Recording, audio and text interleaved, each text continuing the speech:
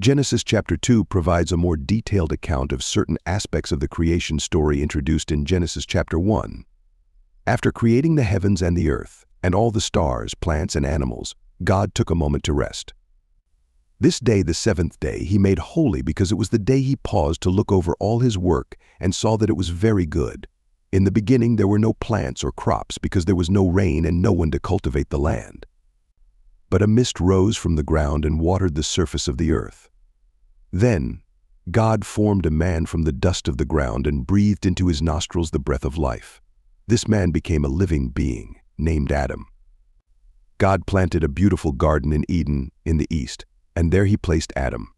This garden was filled with every kind of tree, both pleasing to the eye and good for food. In the middle of the garden were two special trees, the tree of life and the tree of the knowledge of good and evil. A river flowed out of Eden to water the garden, and from there it divided into 4 branches.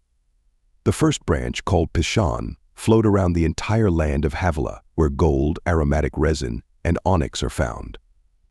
The second branch, called Gihon, flowed around the entire land of Cush.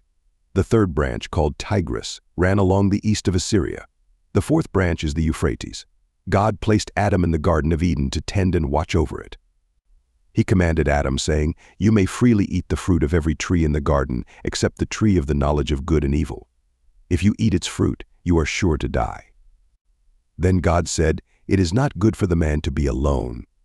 I will make a helper who is just right for him." So God brought all the animals and birds to Adam to see what he would call them, and Adam gave names to all the livestock, birds, and wild animals. But still, there was no helper just right for Adam. So God caused Adam to fall into a deep sleep.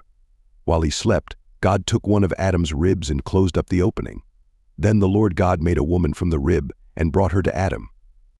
Adam exclaimed, "At last! This one is bone from my bone and flesh from my flesh. She will be called woman because she was taken from man." This explains why a man leaves his father and mother and is joined to his wife, and the two are united into one. Now the man and his wife were both naked, but they felt no shame. Thus the story of creation continues, with God forming the first human beings and placing them in the beautiful, life-giving Garden of Eden, setting the stage for the unfolding drama of humanity.